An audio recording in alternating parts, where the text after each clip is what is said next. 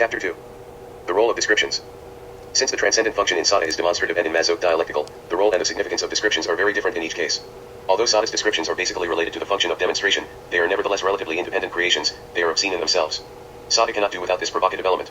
The same cannot be said of Mazoch, for while the greatest obscenity may undoubtedly be present in threats, advertisements, or contracts, it is not a necessary condition. Indeed, the work of Mazoch is on the whole commendable for its unusual decency. The most vigilant censor could hardly take exception to Venus, unless he were to question a certain atmosphere of suffocation and suspense which is a feature of all Mazoch's novels. In many of his stories he has no difficulty in presenting masochistic fantasies as though they were instances of national custom and folklore, or the innocent games of children, or the frolics of a loving woman, or even the demands of morality and patriotism.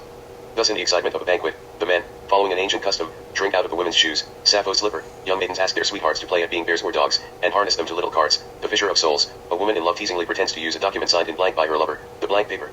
In a more serious vein, a woman patriot, in order to save her town, asks to be brought before the Turks, surrenders her husband to them as a slave and gives herself to the Pasha, the Judith of Bialpol. Undoubtedly in all these cases the man derives from his humiliation a secondary gain which is specifically masochistic. Nevertheless, Mazoch succeeds in presenting a great part of his work on a reassuring note and finds justification for masochistic behavior in the most varied motivations or in the demands of fateful and agonizing situations. Sada, on the other hand, could fool nobody when he tried this method. Consequently Mazoch was not a condemned author but a fated and honored one. Even the blatantly masochistic elements in his work gained acceptance as the expression of Slavonic folklore or of the spirit of Little Russia. He was known as the Turgenev of Little Russia, he could equally well have been compared to the Comtesse de Segur. Mazoch did of course produce a somber counterpart to these works. Venus, the Mother of God, the Fountain of Youth, the Hyena of the Pausta, restore the original rigor and purity of the masochistic motivation. But whether the descriptions are rosy or somber, they always bear the stamp of decency. We never see the naked body of the woman torturer, it is always wrapped in furs. The body of the victim remains in a strange state of indeterminacy except where it receives the blows. How can we account for these two kinds of displacement in Mazoch's descriptions? We are led back to the question, what does the demonstrative function of language in Sada imply obscene descriptions, while Mazoch's dialectical function seems to exclude them or at least not to treat them as essential elements? Underlying the work of Sada is negation in its broadest and deepest sense. Here we must distinguish between two levels of negation, the negative, as a partial process and pure negation as a totalizing idea. These two levels correspond to Sada's distinction between two natures, the importance of which was shown by Klossowski. Secondary nature is bound by its own rules and its own laws, it is pervaded by the negative, but not everything in it is negation. Destruction is merely the reverse of creation and change, disorder is another form of order, and the decomposition of death is equally the composition of life. The negative is all-pervasive, but the process of death and destruction that it represents is only a partial process. Hence the disappointment of the sadistic hero, faced with a nature which seems to prove to him that the perfect crime is impossible. Yes, I abhor nature. Even the thought that other people's pain gives him pleasure does not comfort him, for this ego satisfaction merely means that the negative can be achieved only as the reverse of positivity. Individuation, no less than the preservation of a race or a species, are processes that testify to the narrow limits of secondary nature. In opposition to this we find the notion of primary nature and pure negation that override all reigns and all laws, free even from a necessity to create, preserve, or individuate. Pure negation needs no foundation and is beyond all foundation, a primal delirium, an original and timeless chaos solely composed of wild and lacerating molecules. In the words of the Pope, the criminal capable of overthrowing the three realms at once by annihilating them along with their productive capabilities, is the one who will have served nature best. But in point of fact this original nature cannot be given, secondary nature alone makes up the world of experience, and negation is only ever given in the partial processes of the negative.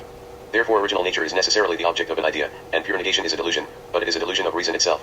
Rationalism is not grafted onto the work of Sada, it is rather by an internal necessity that he evolves the idea of a delusion, an exorbitance specific to reason. It is important to note that the distinction between the two natures corresponds to and is the foundation of the distinction between the two elements, the personal element which embodies the power of negativity and represents the way in which the sadistic ego still participates in secondary nature and reproduces its acts of violence, and the impersonal element which relates to primary nature and the delusional idea of negation, and represents the way in which the sadist negates secondary nature along with his own ego.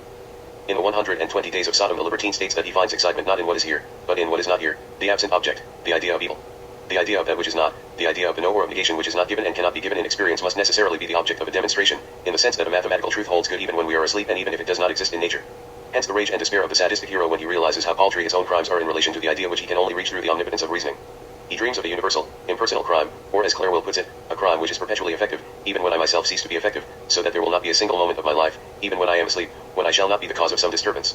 The task of the libertine is to bridge the gulf between the two elements, the element at his actual disposal and the element in his mind, the derivative and the original, the personal and the impersonal.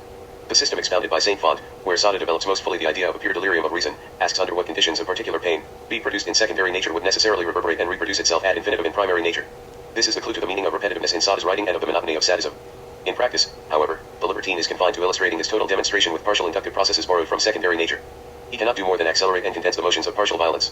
He achieves the acceleration by multiplying the number of his victims and their sufferings. The condensation on the other hand implies that violence must not be dissipated under the sway of inspiration or impulse, or even be governed by the pleasures it might afford, since those pleasures would still bind him to secondary nature, but it must be exercised in cold blood, and condensed by this very coldness, the coldness of demonstrative reason. Hence the well-known apathy of the libertine, the self-control of the pornologist, with which Sada contrasts the deplorable enthusiasm of the pornographer. Enthusiasm is precisely what he dislikes in Redov, and he could rightly say, as he always did when justifying himself publicly, that he at least had not depicted vice as pleasant or gay but as apathetic. This apathy does of course produce intense pleasure, but ultimately it is not the pleasure of an ego participating in secondary nature, even of a criminal ego participating in a criminal nature, but on the contrary the pleasure of negating nature within the ego and outside the ego, and negating the ego itself. It is in short the pleasure of demonstrative reason. If we consider the means available to the sadist for conducting this demonstration, it appears that the demonstrative function subordinates the descriptive function, accelerates and condenses it in a controlled manner, but cannot by any means dispense with it.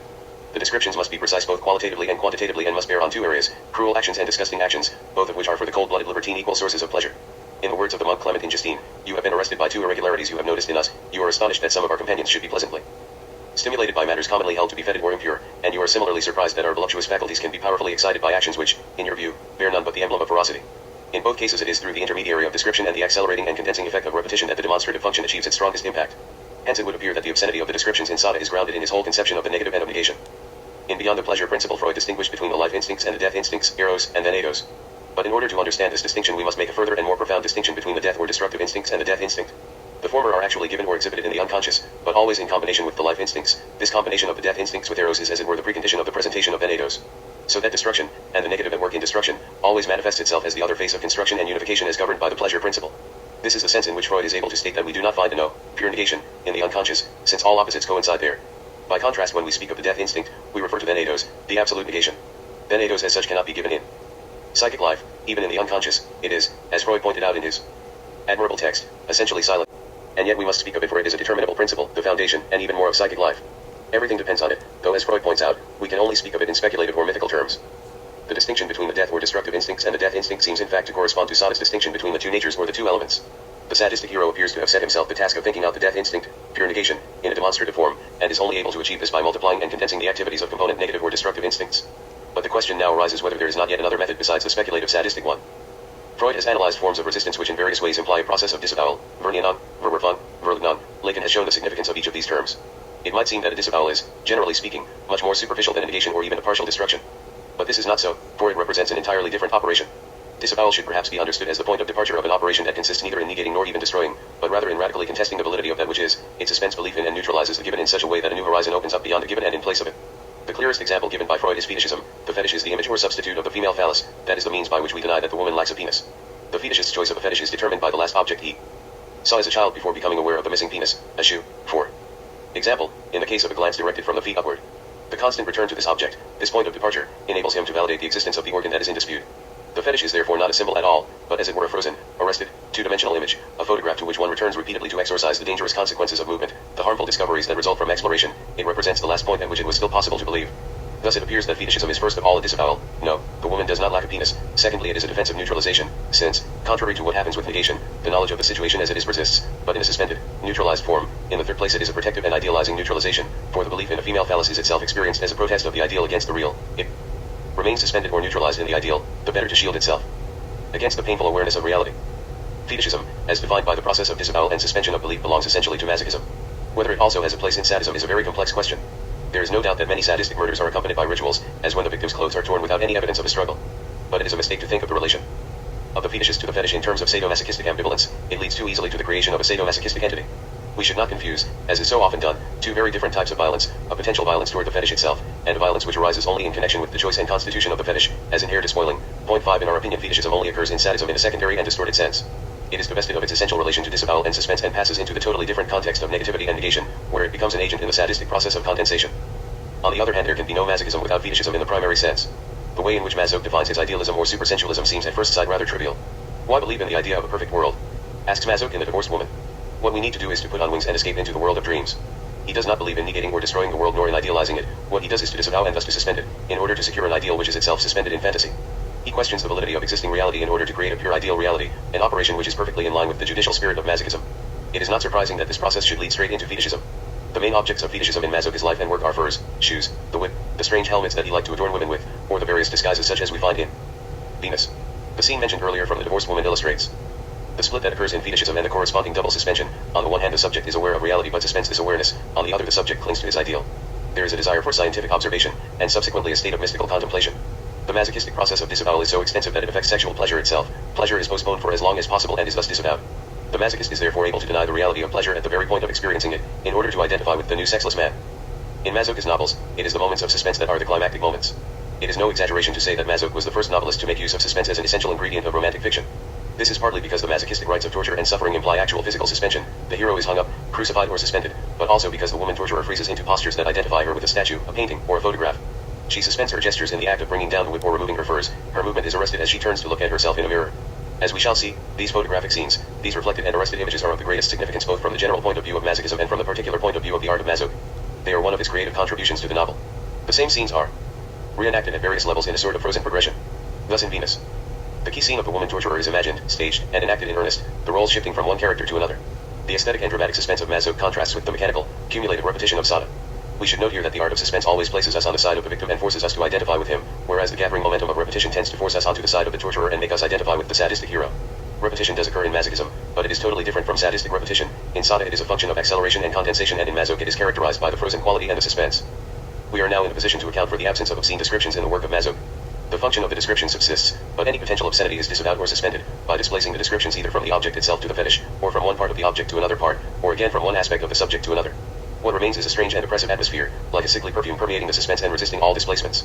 Of Mazoch it can be said, as it cannot be of Sada, that no one has ever been so far with so little offense to decency. This leads us to another aspect of Mazoch's art. He is a master of the atmospheric novel and the art of suggestion. The settings in Sada, the castles inhabited by his heroes, are subject to the brutal laws of darkness and light that accelerate the gestures of their cruel occupants. The settings in Mazoch, with their heavy tapestries, their cluttered intimacy, their boudoirs and closets, create a chiaroscuro where the only things that emerge are suspended gestures and suspended suffering. Both in their art and in their language, Mazoch and Sada are totally different. Let us try to summarize the differences so far. In the work of Sada, imperatives and descriptions transcend themselves toward the higher function of demonstration. The demonstrative function is based on universal negativity as an active process, and on universal negation as an idea of pure reason. It operates by conserving and accelerating the descriptions, which are overlaid with obscenity. In the work of Mazoch, imperatives and descriptions also achieve a transcendent function, but it is of a mythical and dialectical order. It rests on universal disavowal as a reactive process and on universal suspension as an ideal of pure imagination. The descriptions remain, but they are displaced or frozen, suggestive but free from obscenity. The fundamental distinction between sadism and masochism can be summarized in the contrasting processes of the negative and negation on the one hand, and of disavowal and suspense on the other. The first represents a speculative and analytical manner of apprehending the death instinct, which, as we have seen, can never be given, while the second pursues the same object in a totally different way, mythically, dialectically and in the imaginary.